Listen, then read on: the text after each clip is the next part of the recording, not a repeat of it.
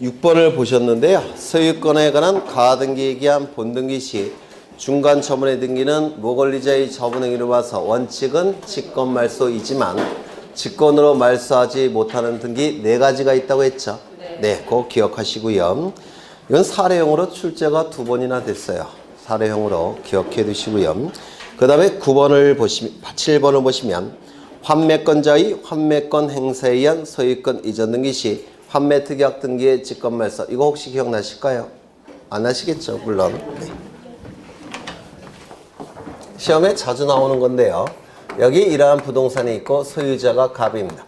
갑이 을과 매매 계약을 체결합니다. 동시에 환매 특약을 체결한다고 했죠. 매매 계약과 환매 특약은 반드시 동시에 체결이 돼야 됩니다. 이때 매매로 인한 소유권 이전 등기가 이루어질 테고 누구의 이름으로? 을의 이름으로. 환매 특약을 체결하면 갑에게는 환매권이라는 권리가 발생합니다. 이 환매권이라는 권리는 형성권이라고 했죠. 형성권이기 때문에 가등기할 수 있을까요? 없을까요? 없죠. 가등기는 채권적 청구권만 가등기할 수 있다고 했죠. 환매권은 형성권이라서 청구권이 아닙니다. 따라서 가등기할 수 없는 권리예요. 이 환매권의 대항력을 부여하기 위해서는 환매특약을 뭐 한다고 했습니까? 등기한다고 했죠. 환매특약 등기를 하게 됩니다. 그러면 이 환매권의 대항력이 발생해요. 이때 이 환매권을 을에게 행사하게 되면 환매가 성립이 되는 것이고 환매는 다시 체결된 매매계약이라는 뜻입니다. 환매가 성립이 됐으니까 이제 등기 이루어져야 되겠죠. 소유권 이전 등기가 이루어져야 될 겁니다. 누구의 이름으로? 갑의 이름으로. 환매 등기도 누구의 이름으로? 갑의 이름으로 이렇게 등기가 돼 있을 겁니다. 그러면 이제 소유권을 되찾아오게 됩니다. 이때 환매권 행사할 때 소유권 이전 등기를 하는 것이지 요 등기를 말소하는 게 아닙니다. 다시요. 환매권이 행사가 돼서 환매가 이루어질 때는 소유권 되찾아오죠. 되찾아오는 방법은 소유권 이전 등기를 통해서 되찾아오는 것이지 요 등기의 말소 등기를 통해서 되찾아오는 게 아닙니다. 이것도 기억하셔야 돼요. 네. 이때 3개의 등기가 나타나는데 이 등기가 이루어짐으로 인해서 이익이 발생한 자는 누굽니까?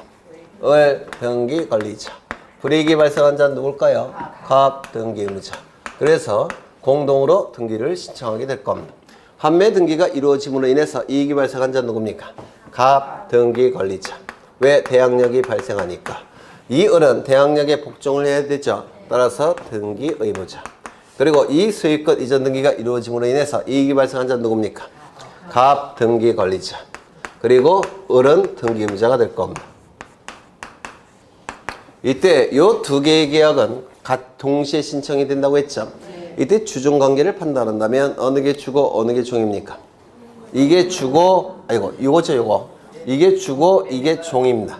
따라서 이것이 무효 취소 해제가 되면 이건 자동적으로 실효가 됩니다. 이것이 무효 취소 해제가 될 때 이거 실효되겠습니까? 실효되지 않습니다. 2개의 등기는 동시에 신청이 된다고 했죠. 기억나셔요? 그냥 하죠. 이 시점은 매매 계약이 체결되는 시점이고 동시에 환매 특약이 체결되는 시점이죠. 이 2개의 계약은 우리 민법에서 반드시 동시에 체결할 걸 요구합니다. 이 매매로 인한 소유권 이전 등기와 환매 특약으로 인한 환매 등기는 우리 등기법에서 동시에 신청할 걸 요구한다고 했죠. 동시에 신청을 해야 됩니다.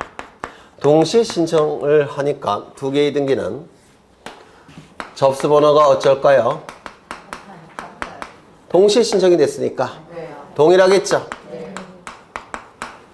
순위는 어떨까요? 접수번호가 같으니까 순위도 같겠죠? 순위도 동일할 겁니다. 이때 동시에 신청은 하지만 신청 정보는 따로따로 별건으로 작성한다고 했죠? 기억나셔요?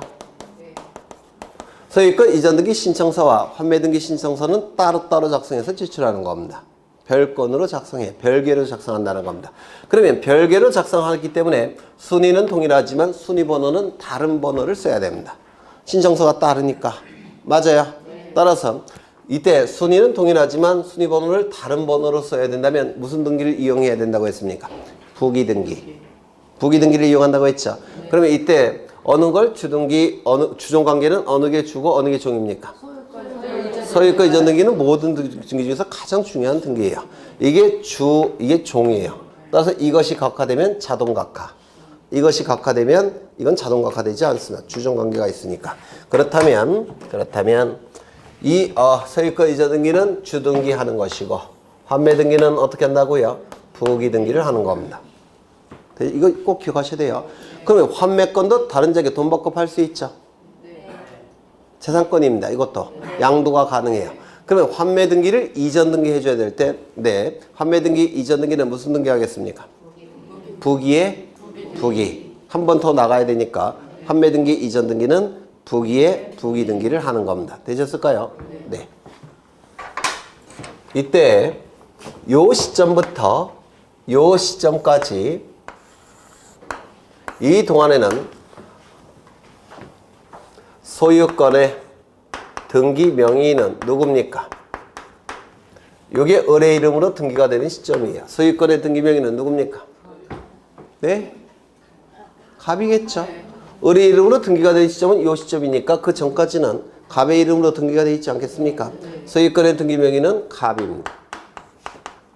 그 다음에 환매 등기의 등기 의무자는 누굽니까? 을이겠죠. 그러면 소유권의 등기 명의인이 등기 의무자일 때는 뭘 첨부하는 겁니까? 인감증명 첨부하는 거죠. 소유권의 등기 명의인이 등기 의무자일 때 인감증명 첨부하지 않았습니까? 네. 맞아요. 그러면 이때는 첨부합니까? 첨부하지 않습니까? 소유권의 등기 명의인과 등기 의무자가 같아요? 달라요? 다르죠. 따라서 판매 등기 등기 의무자 을은 인감증명 첨부한다? 첨부하지 않는다? 인감증명을 첨부하지 않습니다. 판매 등기 신청할 때는 인감증명을 첨부하지 않습니다. 소유권의 등기 명의인이 등기 의무자가 아니니까. 맞아요. 두 번째. 이 소유권 이전 등기 신청과 요 환매 등기 신청은 소유권 이전 등기 신청과 환매 등기 신청은 동시에 신청이 된다고 했죠. 그러면 환매 등기 신청할 때 을의 이름으로 등기가 되어 있습니까? 아직 등기가 되기 전입니까? 을의 이름으로 소유권 이전 등기 되기 전이죠. 환매 등기 신청과 소유권 이전 등기 신청은 동시에 신청이 되고 있기 때문에 환매 등기 신청할 때 아직 을의 이름으로 등기가 된 적이 없어요. 그럼 환매 등기 등기의무자는 아직 자신의 이름으로 등기가 되기 전이니까 환매 등기 등기의무자는 등기 필정보가 있을까요? 없을까요? 없어요. 아직은 없겠죠. 따라서 환매 등기 신청할 때 등기의무자 을은 등기 필정보를 첨부합니까? 첨부하지 않습니까? 등기 필정보도 첨부하지 않습니다. 그래서 환매 등기 신청할 때는 인감증명 첨부하지 않고 등기 필정보도 당연히 첨부하지 않습니다. 기억이 날 듯 말 듯? 네. 그러면 이제 마지막으로 환매권을 행사하게 되면 환매가 이루어지고 환매가 이루어지면 소유권 이전 등기가 갑의 이름으로 실행이 되겠죠. 그렇다면 갑의 이름으로 환매 등기는 더 이상 필요 없다는 것을 등기관이 알까요? 모를까요? 알아요. 안다고 했죠. 그래서 환매권 행사를 통해서 환매가 이루어질 때 소유권 이전 등기가 실행이 될 테고 그때 이 환매 등기는 어떻게 말소한다고 했죠? 직권말소. 그래서 이 환매 등기가 말소되는 방법은 세 가지가 있는데 첫 번째, 공동신청을 통해서 말소되는 게 원칙입니다. 이 환매 등기가 말소됨으로 인해서 이익이 발생한 자는 누굴까요? 갑이에요. 대항력 사라지는데. 네, 환매 등기가 말소됨으로 인해서 이익이 발생한 자는 누굽니까? 을 아닙니까? 대항력에 복종했었는데 대항력 복종할 필요가 없죠. 따라서 얘가 등기 권리자. 그 다음에 갑이 등기 의무자. 그래서 환매 등기에 말소 등기를 신청하게 될 겁니다. 원칙이 공동 신청이에요.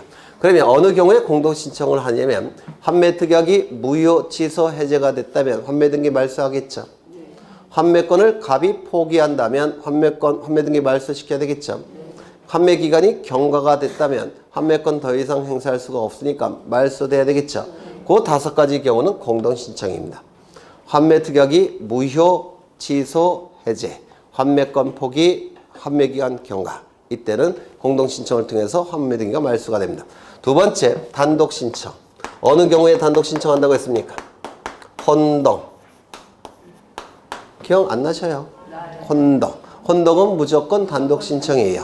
혼동은 두 개 이상의 법적 지위가 동일하게 기속이 돼서 약한 법적 지위가 강한 법적 지위에 흡수돼서 소멸되는 게 혼동이에요. 즉, 요 을이 소유권을 넘깁니다. 소유권을 넘겨서 갑에게 소유권 이전 등기를 해줬다는 겁니다. 증여를 통해서. 그러면 갑은 환매권도 가지고 있고 소유권도 가지고 있죠. 그러면 환매권은 소유권에 흡수돼서 소멸할 겁니다. 그러면 환매 등기는 더 이상 필요 없겠죠. 이 등기가 말소됨으로 인해서 불이익이 발생하는 자는 환매권자예요. 갑. 환매 등기가 말소됨으로 인해서 이익이 발생하는 자는 소유자입니다. 갑. 같은 사람이죠. 그래서 이때는 혼동은 무조건 단독 신청이에요. 등기 의무자의 지위와 등기 권리자의 지위가 동일하게 기속이 되는 게 혼동입니다. 따라서 혼동은 무조건 단독 신청 외워두십니다. 혼동은 무조건 단독 신청. 세 번째, 이게 시험에 제일 중요한 점. 환매권 행사가 이루어지게 되면 환매가 성립되는 것이고, 환매가 성립이 되면 소유권 이전 등기가 이루어질 테고, 소유권 이전 등기가 갑의 이름으로 이루어지게 되면 갑 명의의 환매 등기는 필요 없다는 것을 등기관이 직관적으로 알게 됩니다. 이때 환매 등기는 어떻게 말소된다고요? 직관말소. 되셨을까요? 이거는 시험 관련해서 굉장히 자주 출제됩니다. 꼭 기억해 두셔야 돼요. 환매권 행사가 이루어질 때 환매 등기가 실행이 되면, 소유권 이전 등기가 실행이 되면 환매 등기는 직권으로 말소하게 됩니다. 이것이 이제 7번의 내용이에요. 한번 읽어나 보죠. 환매권자의 환매권 행사에 의한 소유권 이전 등기 시 환매 특약 등기는 어떻게 말소한다고요? 직권 말소. 그렇죠. 이거 꼭 기억해 두셔야 되고요. 그 다음에 8번. 승역지 지역권 등기가 된 후 유역지 지역권 등기는 어떻게 이루어집니까? 네? 왜 처음 듣는 것 같은 표정들이셔요? 여기 도로가 이렇게 나 있고요. 네. 지금 계속 반복하는 거예요. 여기 100번지 토지고 101번지 토지입니다. 100번지 토지 소유자는 갑이고요. 101번지 토지 소유자는 을입니다. 갑이 을에게 지역권을 설정해 주겠죠. 통행 지역권을 설정해 주었습니다. 그러면 지역권 설정 등기가 이루어짐으로 인해서 이익이 발생한 자는 누굽니까? 갑이에요, 을이에요? 을 등기 권리자. 불이익이 발생한 자는 누구죠? 갑 등기 의무자. 그래서 이렇게 등기소에 가서 등기를 공동으로 신청하겠죠. 이때 지역권 설정 등기는 여기가 통행로가 이렇게 설정이 될 텐데 통행지역권을 설정해 줬습니다. 이 부분을 뭐라고 불렀습니까? 네? 이 부분을 뭐라 불러요? 지금 5월인데 이거 기계적으로 나와셔야 될 텐데 지금 이 부분이 이 토지를 받들고 있죠. 통행되고 있으니까 받드는 역할을 한 토지가 뭐예요? 승역지. 승자가 받들 승자예요. 역은 역할이란 뜻입니다. 승역지. 이 승역지는 제한을 받는 토지죠. 따라서 뭐라 그럴까? 작을수록 좋습니다. 승역지는 제한을 받는 부분이니까. 따라서 이 승역지는 전부도 가능하지만 일부도 가능한 겁니다. 작을수록 좋기 때문에 그래요. 그 다음에 이쪽 토지를 뭐라고 부릅니까? 요역지. 요역지는 승역지에게 일정한 역할을 요구할 수 있는 토지라는 뜻이에요. 이거는 편익을 제공받는 토지니까 넓을수록 좋은 겁니다. 넓을수록. 따라서 요역지는 뭐가 되는 겁니까? 전부 이어야 돼요. 그러면 이제 승역지, 요역지 별개의 토지니까 등기부 따로 있겠죠? 등기부 따로 있을 겁니다. 승역지, 요역지 별개의 토지니까 등기부 따로 있을 겁니다. 이때 지역권 설정 등기는 승역지 등기부에 합니까? 요역지 등기부에 합니까? 제한을 받는 토지 등기부에 하는 거예요. 제한을 받는 토지 등기부에. 그래서 여기에 지역권이 설정이 됩니다. 1번 지역권 설정. 을. 지역권 설정 등기는 등기 명인을 기록한다, 기록하지 않는다? 기록하지 않는다고 했죠. 소유권이 넘어갈 때 지역권도 무조건 따라가야 되고 지역권 이전 등기라는 것은 존재하지 않기 때문에 등기 명인을 기록하지 않습니다. 이거 기억하셔야 돼요. 지역권은 등기 명인을 기록하지 않습니다. 지역권 이전 등기가 없기 때문에 그래요. 그러면 지역권 설정, 그 다음에 목적 뭡니까? 통행. 그렇죠. 그 다음에 범위. 남쪽 30제곱미터 남쪽 또는 A 지점부터 B 지점까지 범위. 그 다음에 또 뭐 있죠? 지금 승역지는 유역지를 받들고 있죠. 받드는 역할을 한 토지가 승역지예요. 받들성 역할, 받드는 역할을 한 토지. 그러면 어느 토지를 받들고 있는지를 여기다 표시를 해야 돼요. 따라서 유역지 표시. 요 세 가지를 지역권 설정 등기에서 반드시 기록해야 됩니다.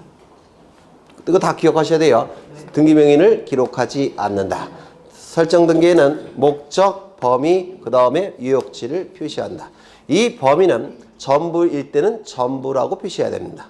일부일 때는 어느 쪽인지 일부를 표시해야 돼요. 되셨죠? 이 등기는 공동신청을 통해서 이루어지는 게 원칙입니다. 그러면 이때 이 지역권이라는 권리는 두 토지 간의 이용관계를 조절하는 권리예요.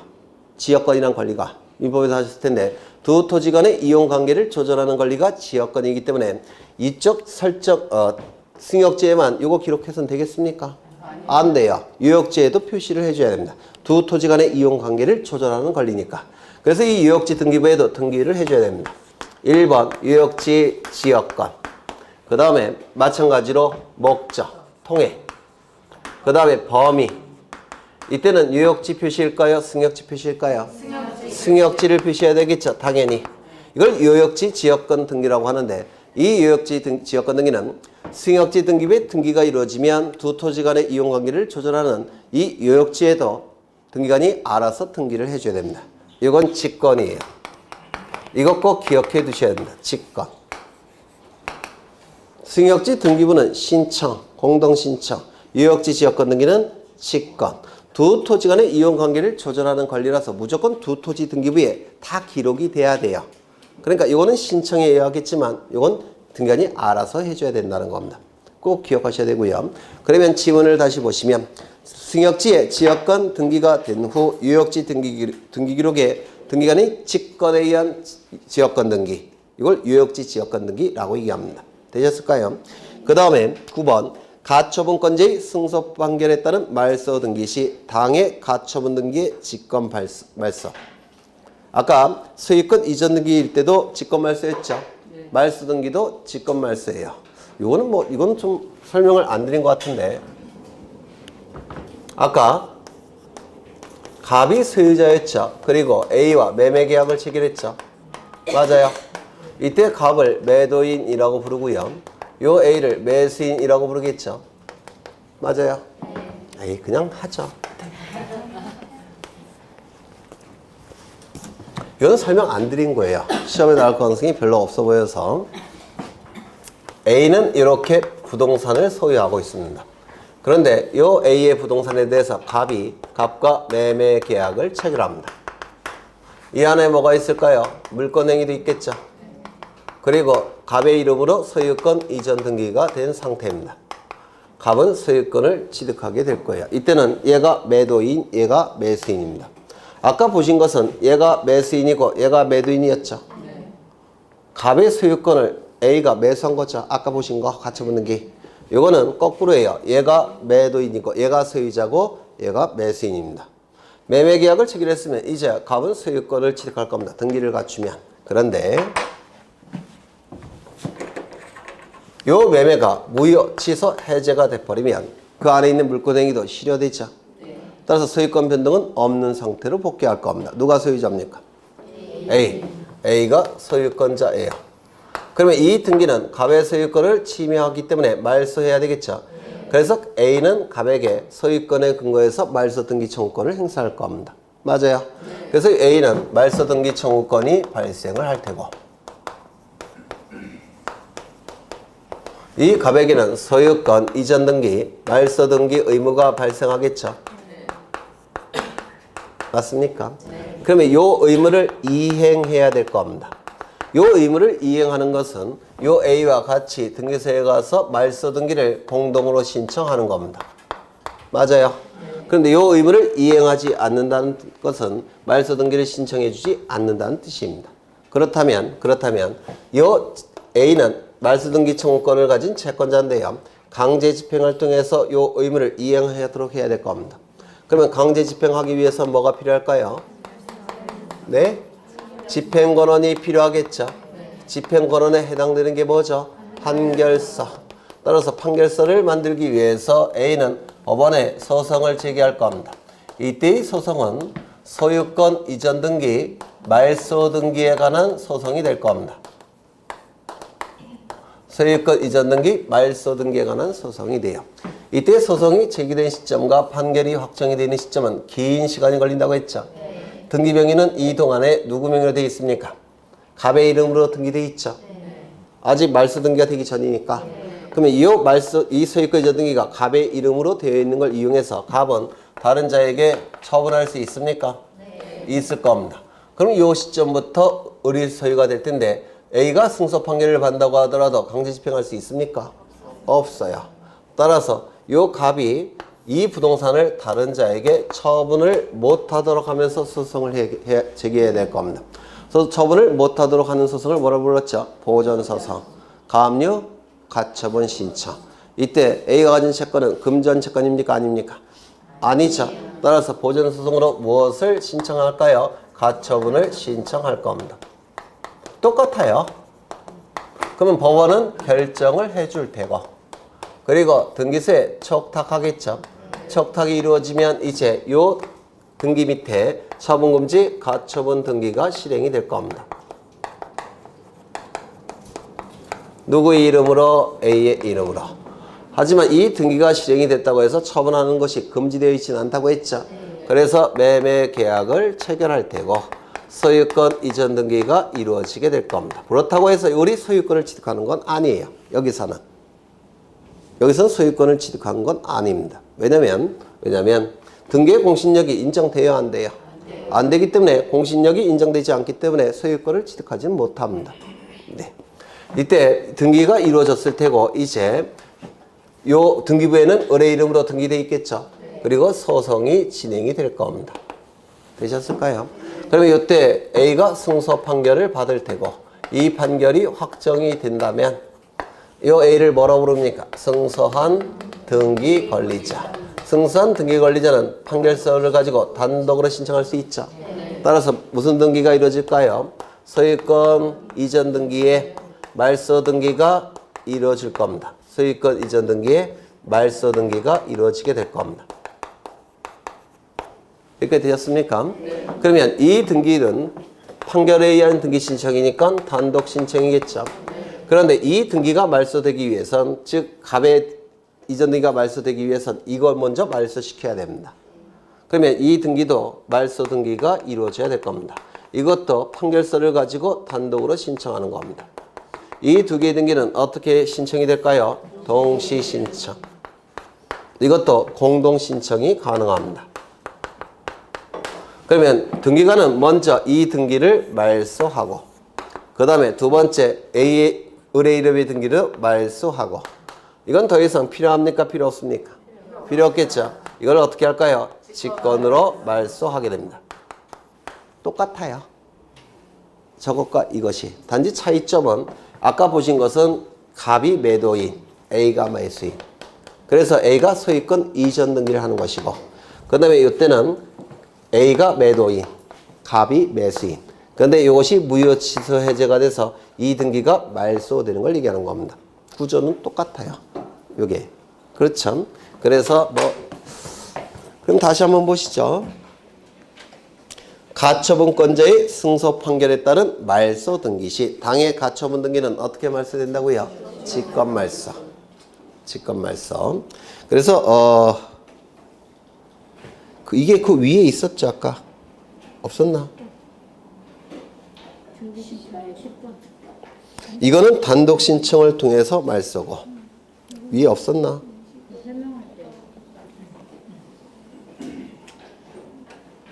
있네. 없나? 있네요. 9번. 그래서 거기 보시죠. 9번. 가처분권자의 승소 판결에 따른 말소 등기 시 이렇게 나와 있죠. 거기 밑에다가 이전 등기 시, 소유권 이전 등기 시. 둘 다예요. 둘 다 직권말소죠. 이것도 직권말소. 아까 보신 가처분 등기도 직권말소. 그렇죠. 둘 다 기억하시면 돼요. 그 다음에 10번. 토지 수용으로 인한 소유권 이전 등기 시 토지상의 각종의 권리 등기의 직권말소. 이거 기억나실까요? 네. 기억나시는지 한번 보죠.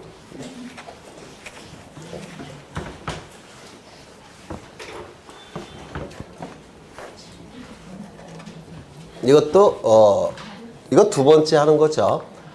여기 갑이 이러한 토지를 가지고 있는데 이때 을이라는 사업 시행자가 공익적 목적을 달성하기 위해서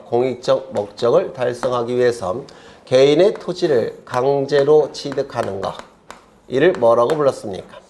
수용이라고 불렀죠. 이때 이 취득은 원시 취득으로 논리를 구성한다고 했죠. 공익적 목적을 달성하기 위해서 이 토지 위에 대법원 청사를 진다고 했죠. 근데 만약에 여기에 A가 저당권이나 전세권, 지상권 이러한 권리를 가지고 있다면 대법원 청사를 지을 수 없기 때문에 수용할 때는 이걸 소멸시켜야 된다고 했죠. 이걸 소멸시키는 방법이 원시 취득으로 논리를 구성하는 거라고 했습니다. 기억나시나요? 원시 취득을 하는 시점은 어느 시점입니까? 수용한 날, 수용 개시일 또는 수용 기일이라고 불러요. 같은 뜻입니다. 수용 개시일, 수용 기일, 수용한 날 다 똑같은 뜻입니다.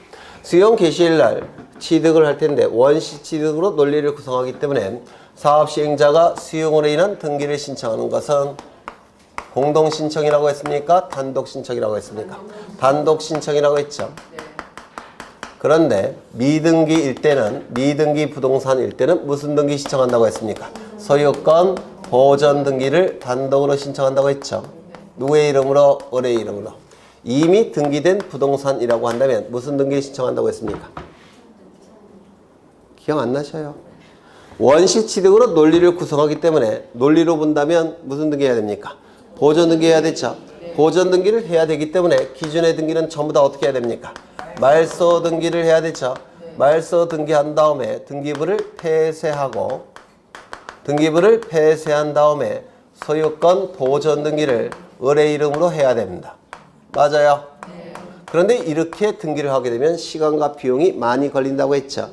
따라서 기존의 등기부가 있을 때는 이렇게 복잡한 절차를 거치지 않고 갑의 이름에서 곧장 누구의 이름으로 등기한다고 했습니까? 을의 이름으로 소유권 이전 등기를 한다고 했죠. 그러면 원시 취득의 논리를 구성하기 때문에 기존의 등기는 다 말소시켜야 되는데 소유권 이전 등기를 해야 되기 때문에 소유권에 관한 등기는 말소시킬 수 있다고 했습니까? 없다고 했습니까? 없다라고 했죠. 그렇죠. 네. 그러면 이제 여기까지 그림 그린 거 기억나십니까? 네. 그러면 시간이 이렇게 흘러갈 때에 요 시점은 수용 기일이에요. 그리고 요 시점은 사업 시행자 이름으로 소유권 이전 등기가 된 시점입니다. 사업 시행자 이름으로. 그러면 수용 기일부터 누가 소유자입니까? 을이 소유자죠.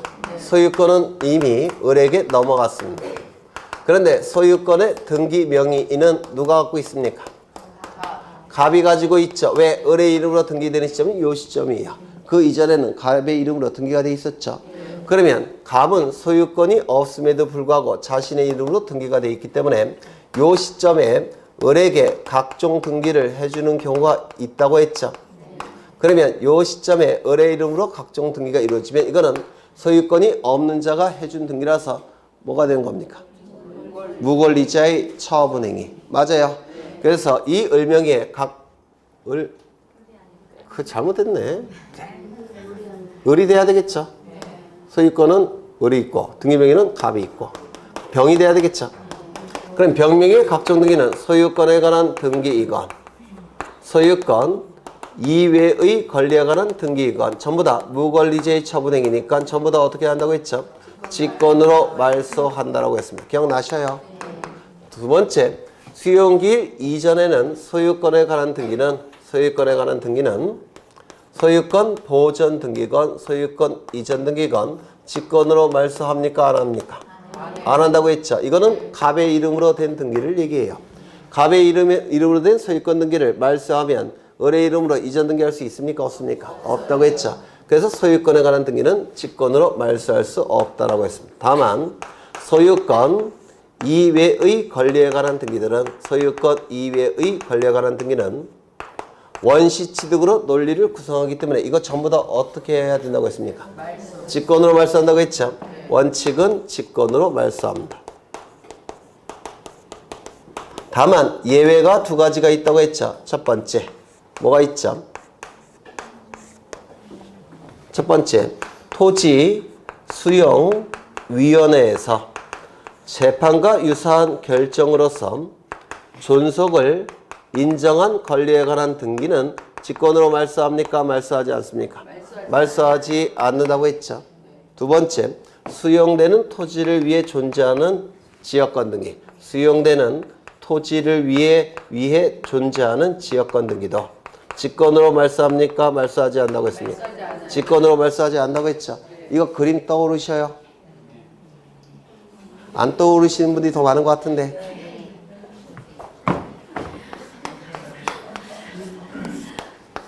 여기는 99번지 토지고 A 소유입니다. 여기는 100번지 토지고 갑 소유예요. A가 갑에게 지역권을 설정해 줍니다. 여기 통행지역권이 설정이 됐습니다. 그래서 갑은 지역권자로서 통행하고 있는 상태인데요. 을이라는 사업시행자가 100번지 토지를 수용하더라는 겁니다. 수용하고 대법원 청사를 짓고자 합니다. 그러면 대법원 청사가 지어졌을 때 이 직원들도 여기 통행할 수 있어야 되겠죠? 네. 그럼 이거 말소시켜야 될까요? 말소시켜서 안 될까요? 말소시키면 안 되겠죠? 그러면 수용되는 토지를 위해 존재하는 지역권 등기.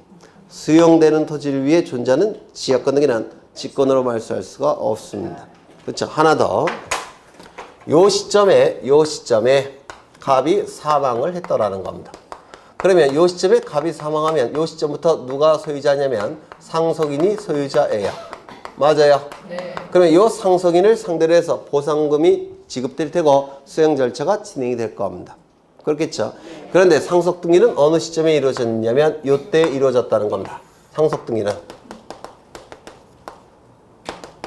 그러면 이 상속 등기는 무권리제의 처분행위로 인한 등기입니까? 그건 아니죠. 네. 따라서 수용기일 이전의 사망을 원인으로 한 수용기일 이후에 이루어진 상속등기는 직권으로 말소하지 않습니다. 다시요. 수용기일 이전의 사망을 원인으로 한 수용기일 이후에 이루어진 상속등기는 직권으로 말소하지 않아요. 왜? 무권리제의 처분행위로 인한 등기가 아니기 때문에 그렇습니다. 되셨을까요? 요거를 제가 설명을 드린 적이 있습니다. 하나 더. 수용 절차가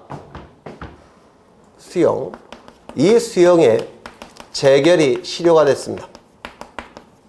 무슨 뜻이냐면 수용 절차가 무효가 됐다는 겁니다. 수용 절차가 무효가 됐다면 소유권은 원상으로 복귀돼야 되겠죠. 따라서 이 등기는 어떻게 돼야 될까요? 말소돼야 되겠죠. 등기가 말소됨으로 인해서 불이익이 발생한 자는 누굴까요? 을 등기 의무자. 이익이 발생한 자는 누굴까요? 갑 등기 관리자. 그래서 이 소유권 이전 등기의 말소 등기는 단독 신청이 아니라 공동 신청이라고 했습니다. 여기까지가 수용을 인한 등기 전부예요. 이게 좀 어려울 테고. 그러면 수용기일 이후에 이루어진 각종 등기는 직권 말소하는 이유는 뭡니까? 무권리자의 처분행위. 맞아요. 예외적으로 말소되지 않는 등기는 무권리자의 처분행위가 아니라서 직권 말소하지 않은 겁니다. 맞죠? 수용기일 이전에 이루어진 각종 등기는 원시취득이니까 직권으로 말소합니다. 맞아요. 다만 소유권에 관한 등기는 이전 등기를 해야 되니까 직권으로 말소하지 않고 소유권 이외의 권리 중에서 요 두 개의 등기는 직권으로 말소하지 않을 겁니다. 되셨죠? 네. 그러면 지문을 또 보시면 토지 수용으로 인한 소유권 이전 등기 시 토지상의 각종의 권리의 등기는 원칙적으로 직권으로 말소하죠. 수용기 이후에 이루어진 각종 권리의 등기는 원칙적으로 어떻게 말소한다고요? 왜 말소한다고요? 무권리제의 처분행위라서 직권으로 말소하는 것이고 수용기 이전에 이루어진 등기는 왜 직권 말소한다고 했죠? 원시취득이어서 직권으로 말소할 겁니다. 물론 예외 있다는 거 기억하셔야 돼요.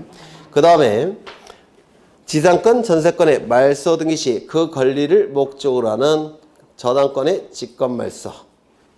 이것 좀 보겠습니다. 여기에 이러한 부동산이 있고 소유자가 갑입니다. 갑이 을에게 전세권을 설정해 줍니다. 그래서 을은 전세권 설정 등기를 하게 될 겁니다. 이 전세권 설정 등기는 주등기일까요? 부기등기일까요? 주등기겠죠? 그렇죠.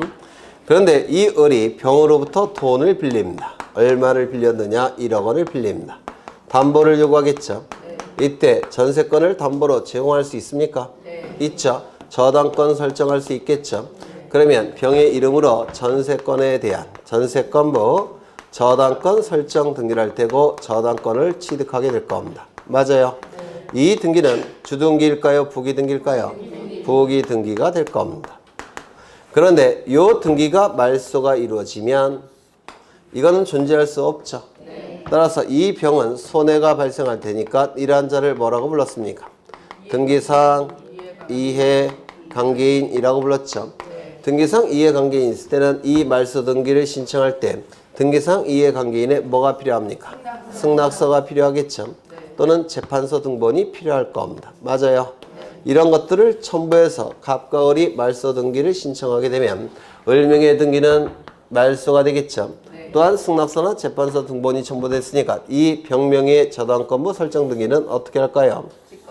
부기등기죠. 이 주등기가 말소되면 부기등기 존재할 수 있습니까? 없어요. 말소시킬 겁니다. 직권말소. 맞아요? 네. 그래서 거기 11번을 보신 것이고요. 12번 등기관의 가호에 의한 말소 등기 회복 시 직권 말소 회복 등기. 예전에 이런 말씀을 드린 적이 있는데 등기가 실행되는 방법과 말소되는 방법과 말소 회복되는 방법은 같은 방법이라고 했죠. 공동신청을 통해서 등기가 이루어진다면 말소도 공동신청, 회복도 공동신청. 법원의 촉탁에 의해서 이루어진다면 말소도 촉탁, 회복도 촉탁. 기억나셔요? 그러면 여기 뭐라고 되어 있습니까? 가호에 의한 말소 등기 시 말소 등기라고 표현이 있죠. 그럼 등기관이 가호로 직권으로 말소했다는 뜻이에요. 회복도 어떻게 할까요? 직권으로 말소 회복을 할 겁니다. 되셨나요? 그렇죠.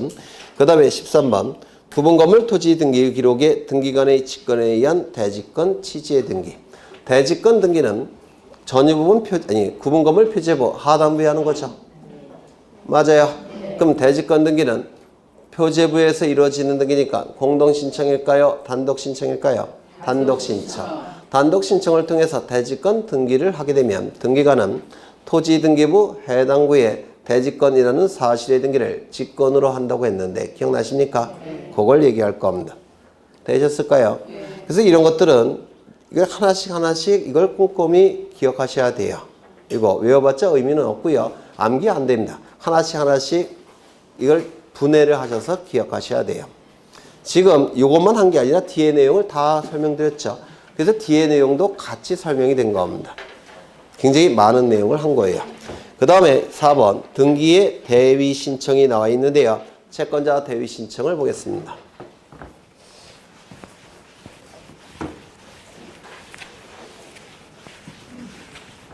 이런 설명을 문제 풀이할 때 또 할 거예요. 계속 반복해서. 반복이 제일 좋은 공부 방법이죠. 여기에 이러한 부동산이 있고 소유자가 갑입니다. 갑이 을과 매매 계약을 체결합니다. 소유권 이전 등기까지 이루어지면 갑이 가진 소유권은 을의 소유권으로 변동이 될 겁니다. 이때 갑을 뭐라 부르죠? 등기 의무자. 을을 뭐라 부를까요? 등기 권리자. 그래서 갑과 을은 등기소에 가서 등기를 공동으로 신청하게 될 겁니다. 맞아요. 갑은 을에게 등기를 해주고 싶은데 을이 등기를 받아가지 않더라는 겁니다. 이유를 따져봤더니 여기에 채권자가 이렇게 있더라는 겁니다. 그래서 을의 이름으로 등기를 갖추게 되면 채권자가 강제 집행 들어올 것 같으니까 을이 등기를 받아가지 않더라는 겁니다. 이때 채권자는 채무제의 등기 신청권을 대신 행사할 수 있죠. 이걸 뭐라고 불렀습니까? 채권자 대위 신청이라고 불렀습니다. 채권자 대위 신청은 우리 민법 제404조에 채권자 대위권이라는 권리가 있는데요. 이 채권자 대위권에 근거해서 인정되는 신청권이에요. 이 채권자 대위권은 민법 404조에 의해서 인정되는 채권자 고유한 권리입니다. 따라서 이 대위 신청은 채권자 이름으로 행사합니다. 다만 등기부의 이름은 누구의 이름으로 등기하겠습니까? 채무자 이름으로 등기하는 겁니다. 다시요. 채권자 대위권이라는 채권자에게 인정되는 고유한 권리에 의해서 신청하기 때문에 이 채권자 대위 신청은 채권자 이름으로 행사합니다. 다만 등기는 누구의 이름으로 등기가 되겠습니까? 채무자 이름으로 등기를 하는 겁니다. 그러면 이때의 채권자는 매매계약의 당사자는 아니죠. 제3자죠. 제3자가 당사자를 대신해서 신청하고 있기 때문에 일정한 요건을 갖춰야 됩니다. 그 일정한 요건은 세 가지가 있다고 했죠. 첫 번째, 채권자에게 뭐가 있어야 될까요? 채권이 있을 것. 이 채권은 종류를 묻지 않는다고 했죠. 따라서 금전 채권이건 금전 이외의 채권이건 물권적 청구권이건 채권적 청구권이건 그 종류를 따지지 않습니다. 채권자를 보호하기 위한 제도가 채권자 대위 신청권이기 때문에 채권자의 채권은 보호 가치만 있으면 충분합니다. 따라서 채권자의 채권의 종류를 따지지 않는다. 기억해 달라고 했죠. 두 번째, 채무자에게 뭐가 있어야 됩니까? 등기 신청권이 있어야 되죠. 맞아요. 그리고 이 등기는 그 종류를 묻지 않습니다. 즉 권리에 관한 등기이어도 되고 표제부 등기여도 상관이 없습니다. 표제부는 권리에 관한 등기가 아니죠. 그래서 표제부 등기도 괜찮고 갑굴구 등기여도 상관이 없습니다. 채권자에게 이익만 된다면. 이 표제부 등기를 뭐라고 부르냐면 중성적인 등기라고 불러요. 권리에 관한 등기가 아니죠. 그래서 이익도 불이익도 아니라고 해서 중성적 등기라고 부릅니다. 세 번째. 채무자 이름의 그 등기는 채무자에게 분리해서는 안 된다고 했죠. 기억나셔요? 이때 분리라는 것은 불이익이라는 뜻이죠. 불이익이 돼서는 안 된다는 뜻입니다. 불이익을 갖는 자를 뭐라고 부릅니까? 등기의무자죠. 그래서 채무자가 등기의무자여서는 안 된다는 뜻이에요. 그러면 채무자가 등기의무자여서는 안 된다는 얘기는 얘가 등기의무자여서는 안 된다는 얘기죠. 채무자가 등기의무자여서는 안 된다는 뜻 아닙니까? 뭐 아니에요. 맞는데.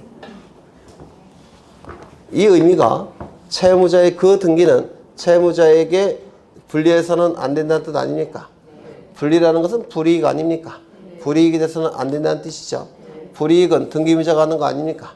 등기의무자여서는 안 된다는 뜻이에요. 즉 채무자가 등기의무자여서는 안 된다는 뜻입니다. 그러면 여기서 등기의무자는 누굽니까? 갑이죠. 그러면 갑이 채무자여서는 안 된다는 뜻이에요. 이 말은 갑이 채권자가 있다면 얘는 대위 신청을 할 수 없다는 뜻입니다. 이게. 그러면 채무자의 등기의무자의 채권자가 대위 신청을 인정하지 않는 이유는요. A의 입장에서는 누구의 이름으로 등기가 있는 게 유리합니까? 갑의 이름으로. 그러면 이 A는 을의 이름으로 등기를 넘기는 신청을 할 필요가 있겠습니까? 없어요. 그래서 이 의미는 뭐냐면 등기의무자의 채권자는 대위 신청할 수 없다는 뜻입니다. 결국은 등기의무자의 채권자는 대위 신청할 수 없다 이런 뜻입니다. 등기 권리자의 채권자만 대위 신청할 수 있다는 뜻이에요. 되셨을까요? 네. 이게 대위 신청의 요건인데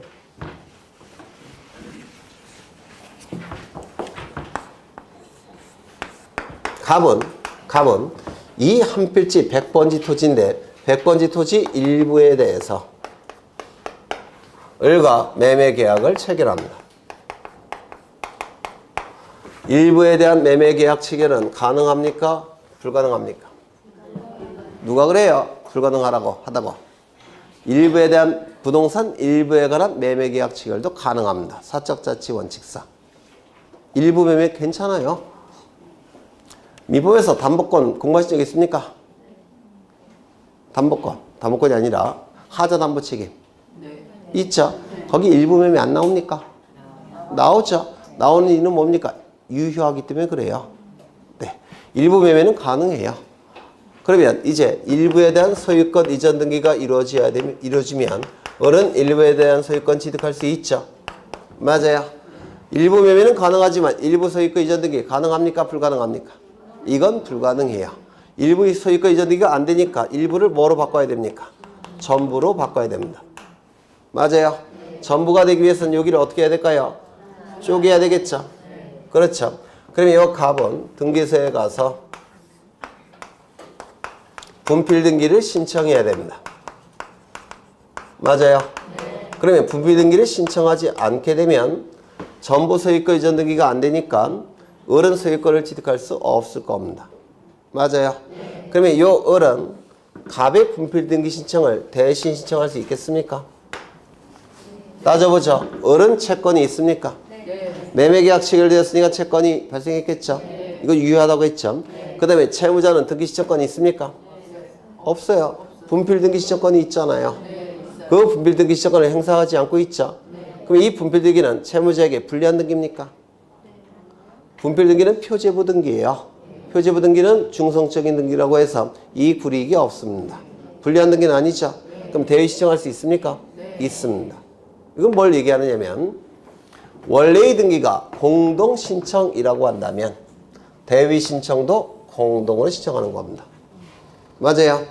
본래의 등기가 단독 신청이라고 한다면 대위 신청도 단독 신청하는 겁니다. 맞습니까? 이거 좀 기억해 두시죠. 본래의 등기가 공동 신청이면 대위 신청도 공동 신청. 본래의 등기가 단독 신청이면 대위 신청도 단독 신청. 되셨을까요? 두 번째. 지금 대위 신청을 다 보고 있는 거예요. 여기에 이러한 부동산이 있고 소유자가 갑입니다.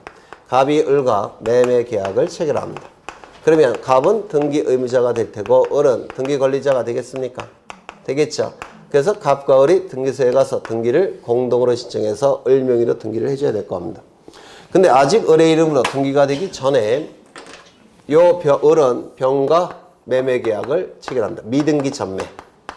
그러면 이때 을은 등기 의무자가 될 테고 병은 등기 권리자가 될 겁니다. 맞아요. 그래서 이렇게 등기소에 가서 등기를 공동으로 신청하겠죠. 그런데 병 명의로 등기가 되기 위해서는 먼저 을의 이름으로 등기되고 병의 이름으로 등기돼야 됩니다. 중간 생략 등기는 원칙적으로 금지되어 있으니까. 맞아요. 그러면 이때 이 을이 등기를 신청하지 아니할 때 이 병은 요 등기 신청을 대신 신청할 수 있습니까? 맞아요. 따져보죠. 요 병은 소유 채권이 있습니까? 소유권 이전 등기 청구권이 있겠죠. 그 다음에 얘는 채무자인데 채무자는 등기 신청권이 있습니까? 있죠. 있죠. 그 다음에 요 을명의 등기는 을에게 불리한 등기입니까?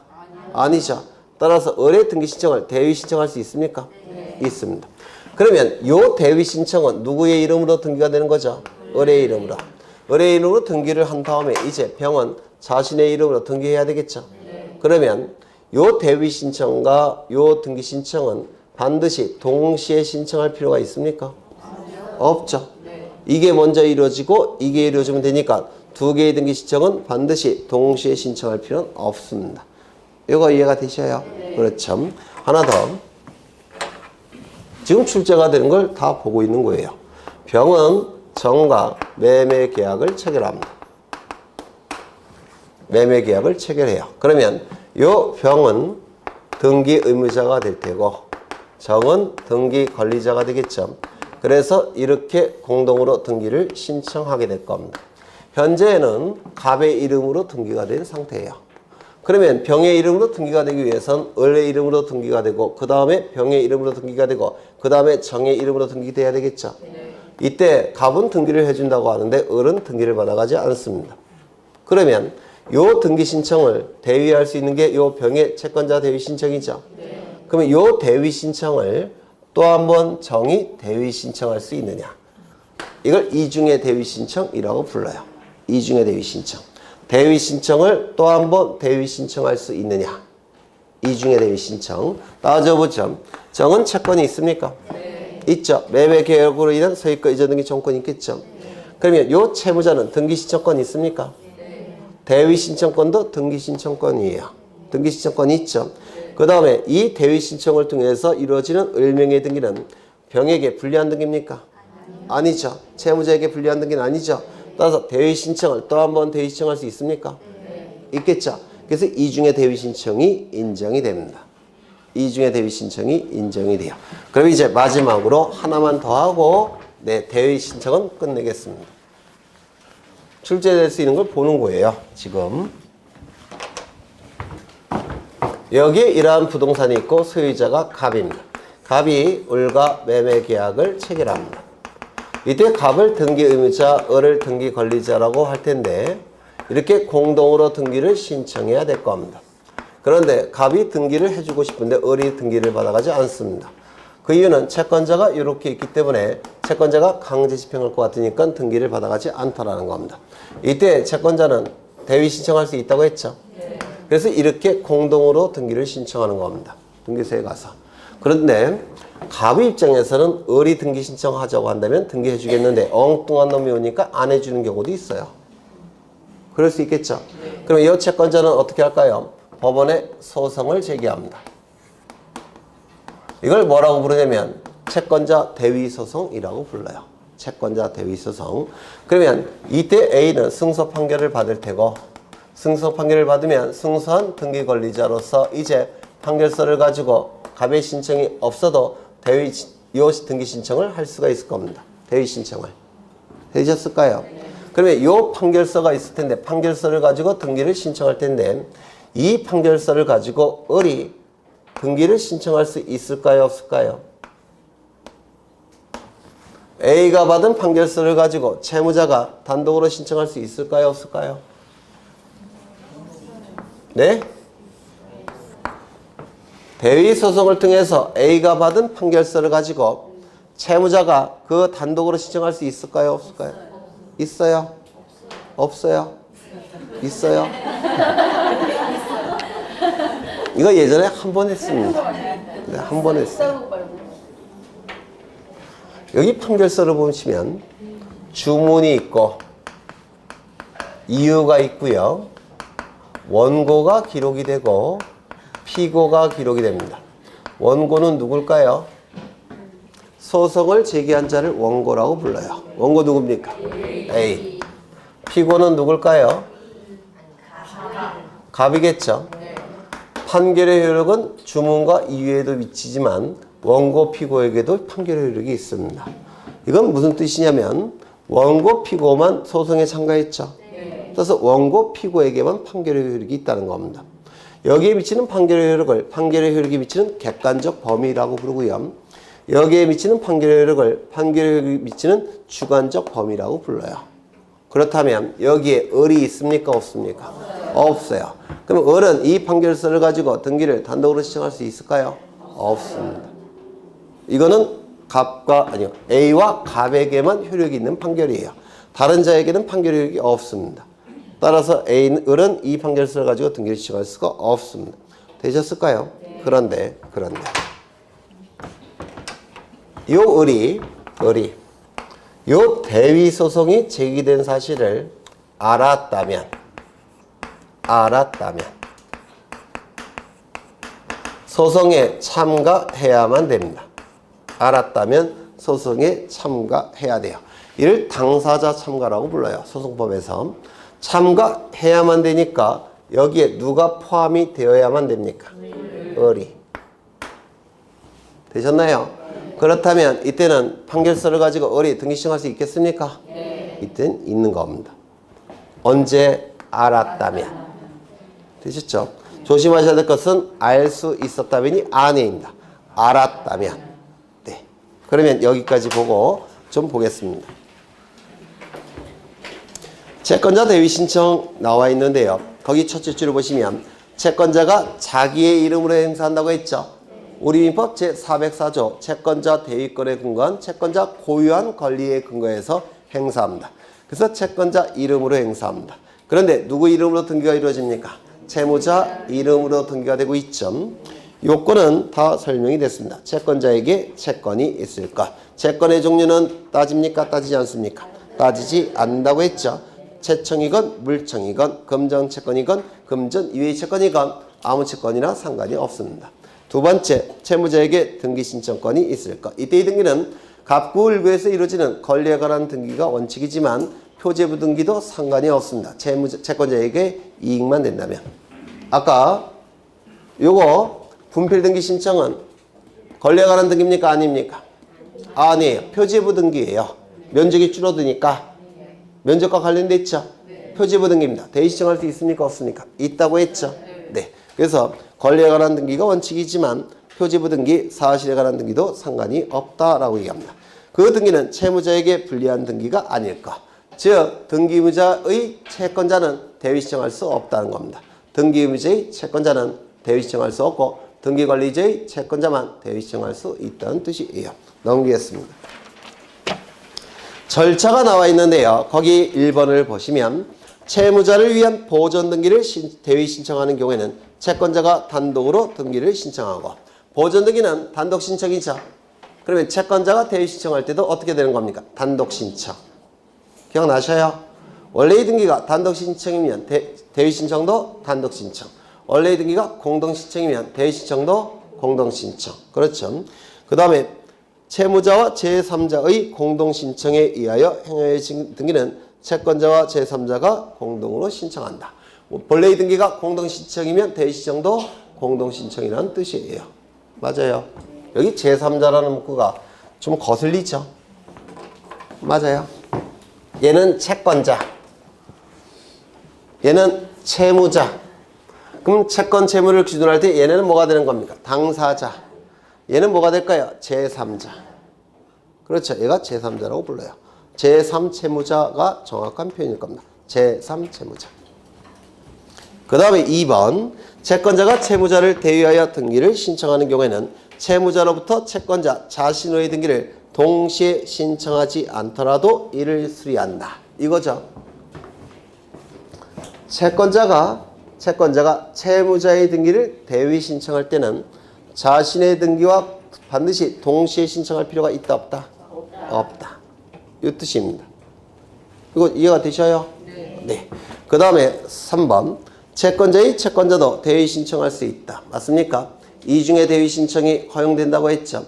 그 다음에 신청정보, 첨부정보 읽어보시면 될 테고, 여기서 대위 원인을 증명하는 정보는 뭐냐면, 여기 보시면 병이 의뢰 등기 신청을 대위 신청하고 있죠.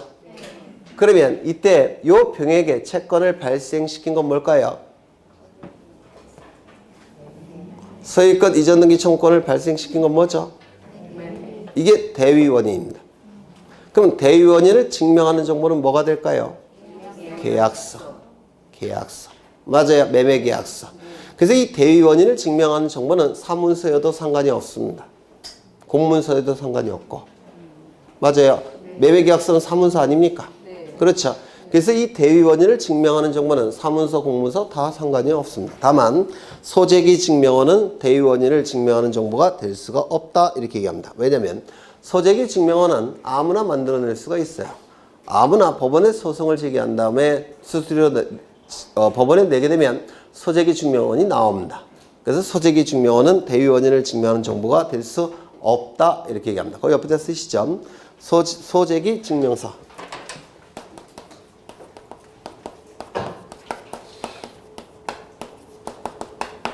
대위 원인을 증명하는 정보는 공문서여도 되고 사문서도 될 수 있지만 소재기 증명원은 대위 원인을 증명하는 정보가 될 수가 없다는 겁니다. 아무나 만들어낼 수 있으니까. 그 다음에 등기 실행이 나와 있는데요. 두째 줄 보시면 채권자는 등기 명인이 아니므로 주민등록번호는 기록하지 않는다. 이걸 출제하는 놈들도 있어요. 이 주민번호는 등기 명인만 기록합니다. 그러면 등기 명인은 누구의 이름으로 등기가 된다고 했죠? 채무자. 따라서 채무자는 주민번호가 기록되지만 채권자는 등기 명인이 되는 자가 아니죠. 따라서 이름과 주소만 기록하고 등기 명인은 주민등록번호는 기록하지 않습니다. 주민등록번호는 등기 명의인만 기록하는 겁니다. 그 다음에 2번. 등기관이 등기를 마쳤을 때는 등기필 정보를 작성하지 않고 등기 관리자와 등기 의무자에게 등기 완료 통지를 해야 한다. 이거 기억나실까요? 안 나시죠? 물론. 그놈의 민계공 때문에 그래요. 민계공만 열심히 하시니까. 네. 민법, 개론, 공법. 그게 제일 중요한 과목이니까. 등기필 정보는 언제 작성이 된다고 했죠? 권리에 관한 등기에서 등기 신청인이 등기부에 새로운 등기 명인으로 기록될 때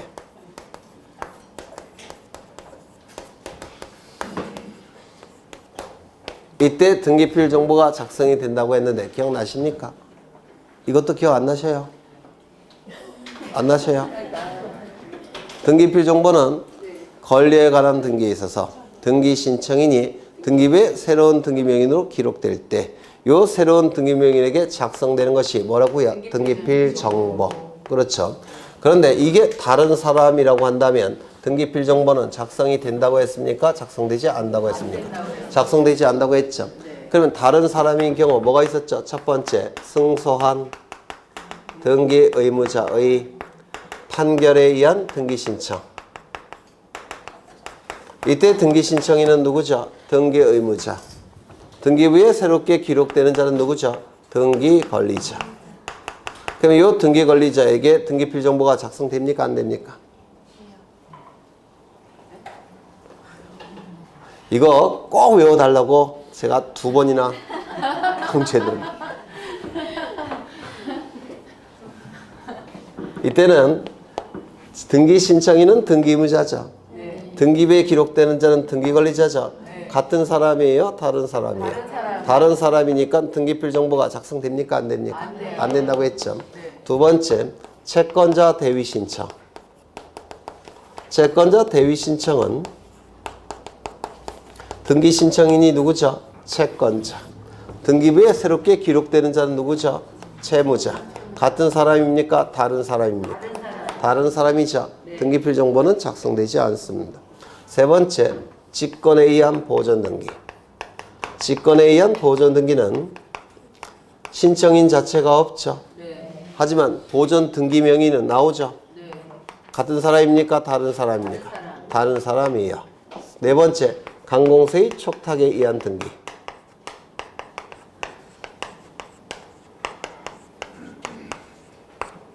이때의 강공서. 이거는 성질이 조금 다르다고 했습니다. 등기필 정보가 처음부터 작성될 이유가 없다라고 했습니다. 그러면 이 경우에는 등기필 정보를 작성해 줍니까? 작성해 주지 않습니까? 등기필 정보는 작성되지 않는다라고 했습니다. 따라서 등기필 정보를 작성하지 않으니까 등기필 정보를 통해서 통지할 수도 없다고 했죠.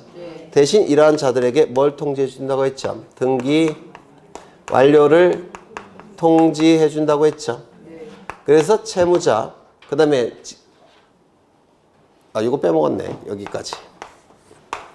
요 등기 권리자, 채무자, 등기명인, 강공서에게는 등기필 정보가 통지되지 않습니다. 대신 뭐가 작성이 돼서 통지된다고요? 등기 완료 통지. 맞아요. 근데 이 등기 완료 통지는 두 가지가 있다고 그랬죠. 등기필 정보 대신 작성해주는 등기 완료 통지. 그리고 영수증으로서의 등기 완료 통지도 있다고 했죠. 맞아요. 영수증은 등기 신청인에게 영수증으로 통지하는 겁니다. 그러면 등기 신청인이 누굽니까? 등기 의무자, 채권자. 그 다음에 여기는 아예 없죠. 그러면 얘네한테도 뭘 해줘야 됩니까? 등기 완료 통지. 얘는 영수증으로서의 등기 완료 통지. 그 다음에 얘네에게는 등기필 정보 대신 등기 완료 통지. 맞아요. 그래서 다 등기 완료 통지를 해주는 겁니다. 그러면 채권자 대위 신청에서 채권자는 영수증으로서의 등기 완료 통지를 받을 테고 이 채무자는 등기필 정보 대신 등기 완료 통지를 받습니다. 이게 앞에 걸 기억을 하셔야지만 설명이 되는 건데 얘는 등기 신청인이 있죠. 영수증으로서의 등기 완료 통지. 얘는 등기부에 이름이 올라가는 자인데 등기필 정보 작성 안 해주죠. 다른 사람이니까. 등기필 정보 대신 작성하는 등기 완료 통지. 결국은 둘 다 등기 완료 통지를 받습니다. 그게 그 의미예요. 다시 보죠. 등기관이 등기를 마쳤을 때는 등기필 정보를 작성하지 않고 등기 권리자와 등기 의무자에게 등기 완료 통지를 해야 된다 이렇게 돼 있죠. 등기 권리자, 등기 의무자에게 등기 완료 통지를 하게 되는데요. 이때 등기 권리자는 왜 등기 완료 통지 받습니까? 등기필 정보 대신하는 등기 완료 통지. 그렇죠. 그 다음에 등기 의무자는요. 영수증으로 등기 완료 통지. 채권자도 영수증으로 등기 완료 통지를 받습니다. 네. 이건 등기 권리자, 등기 의무자. 약간 오해의 여지가 있는 것 같은데 이건 좀 이따 제가 확인을 해봐야 될 것 같아요. 그 다음에 2번에 보시면 구분건물 표시 등기의 대위 신청이 나와 있는데 거기 보시면 한 동의 건물의 수거는 구분건물 중에 일부만에 관하여 소유권 보존 등기를 신청하는 경우에는 나머지 구분건물에 관하여는 표시에 관한 등기를 동시에 신청하고 소유권 보존 등기를 신청하는 구분건물 소유자는 한 동 건물에 속하는 다른 구분 건물의 소유자에 대위하여 그 건물이 표시에 관한 등기를 신청할 수 있다. 이거 기억나실까요? 네. 안 그려도 될까요? 네. 여러분을 믿을 수가 없어요. 네, 믿을 수가 없습니다.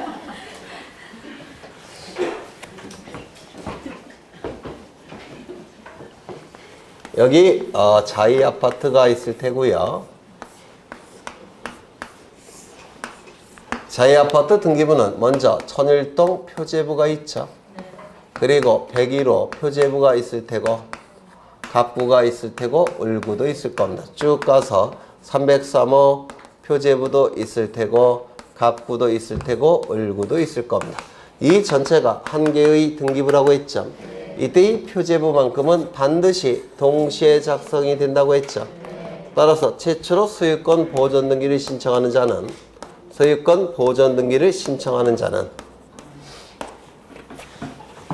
소유자로서 보존 등기를 직접 신청해야 되고, 그리고 나머지 표제부를 어떻게 한다고 했죠? 갑은 나머지 표제부 등기를 소유자를 대신해서 신청한다고 했죠. 대위 신청하고, 두 개의 등기 신청은 어떻게 이루어진다고요? 동시에 신청이 된다고 했죠. 네, 요거를 얘기하는 겁니다. 여러분 강조한 거예요.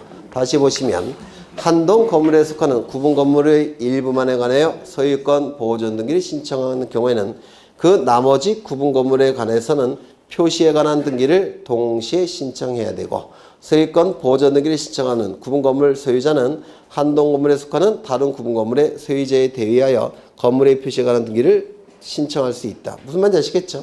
네, 두 번이나 들어갔는데 문장이. 2번 구분 건물이 아닌 건물로 등기된 건물에 접속하여 구분 건물을 신축한 경우에 신축 건물의 소유권 보존 등기를 신청할 때는 구분 건물이 아닌 건물을 구분 건물로 변경하여 건물의 표시 변경 등기를 동시에 신청해야 된다. 이거 뭔 말인지 아시겠습니까? 네. 거짓말하지 마셔요.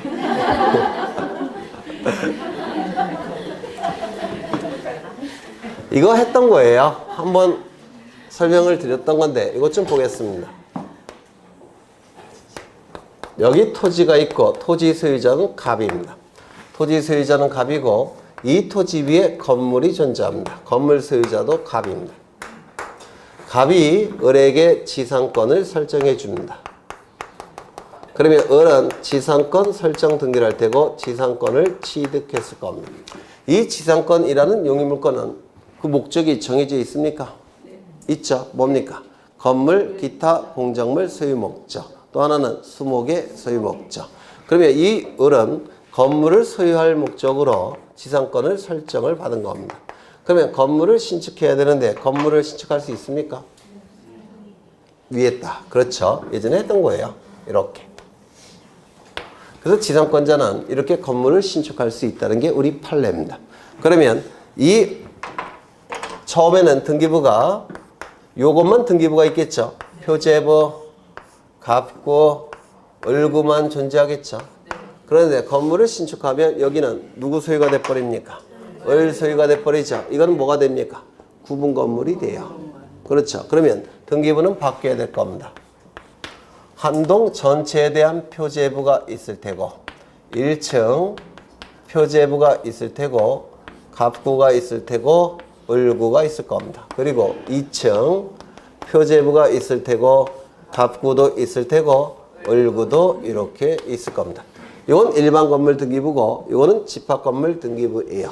그럼 일반 건물 등기부와 집합 건물 등기부의 결정적 차이는 뭐냐면 이 집합 건물 등기부는 표제부가 상단부, 하단부로 나뉩니다. 맞아요? 네. 그리고 일반 건물 등기부는 상단부, 하단부로 나뉘지 않습니다. 그래서 요 표제부에서 요쪽으로 바뀌는 등기가 뭐냐면 대지권 변경 등기라는 거예요. 설명을 드린 적은 없어요. 대지권 변경 등기는 너무 어려워서 대지권 변경 등기라는 겁니다. 그래서 대지권의 발생, 변경, 소멸과 관련된 등기를 대지권 변경 등기라고 불러요. 그렇다면 갑이 아니라 을은 2층 소유자죠. 을은 소유권 보존 등기 신청해야 되겠죠. 누구의 이름으로? 자신의 이름으로 직접 신청할 겁니다. 맞습니까? 그리고 나머지 표제부도 어떻게 돼야 됩니까? 동시에 만들어줘야 되죠. 따라서 을은 나머지 표제부 등기도 신청을 할 겁니다. 요 표제부 등기가 바로 대지권 변경 등기예요. 이거는 소유자를 대신해서 신청하겠죠. 대위 신청. 두 개의 등기 신청은 어떻게 된다고요? 동시 신청. 이렇게 되는 겁니다. 저것과 똑같아요. 그렇죠. 그러면 지문을 다시 읽어보시면 구분 건물이 아닌 건물로 등기된 건물에 접속하여 구분 건물을 신축한 경우에 그 신축 건물의 소유권 보존 등기를 신청할 때는 구분 건물이 아닌 건물을 구분 건물로 변경하는 건물의 표시 변경 등기. 이게 뭐라고요? 대지권 변경 등기. 이건 표제부 등기입니다. 이 표제부 등기를 동시에 신청해야 된다는 겁니다. 자신의 것은 직접 신청, 나머지 것은 대위 신청. 두 개의 등기 신청은 동시 신청. 그렇죠. 그 다음에 3번 대지 소유권의 대위 신청이 나오는데 건물이 멸실 또는 부존재한 경우에 소유권의 등기 명인이 1월 이내에 멸실 등기를 신청하지 아니한 때는 건물 대지 소유자가 대위하여 그 등기를 신청할 수 있다. 이것 좀 보겠습니다. 이것도 두 번째 하는 거예요. 여기에 토지 소유자는 갑입니다. 갑이 을에게 지상권을 설정해서 을은 지상권을 가지고 있는 상태입니다. 을은 이제 여기다 건물을 신축합니다. 누가 소유자일까요? 을이 소유자겠죠. 그리고 등기부가 만들어질 겁니다. 표제부, 갑구, 을구가 만들어질 겁니다. 여기는 보존등기 누구 명의로 되어 있냐면 을의 이름으로 되어 있을 겁니다. 되셨나요? 그렇죠. 그런데 이 건물이 멸실이 이루어지게 되면 표제부에 멸실된 사실과 원인과 날짜를 기록하게 되는데 이걸 뭐라고 부릅니까?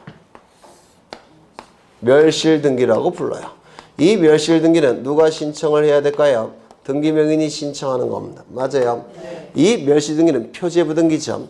표제부 등기이기 때문에 이때는 1월 이내에 신청해야 됩니다. 멸시등기는 1월 이내에 신청해야 돼요.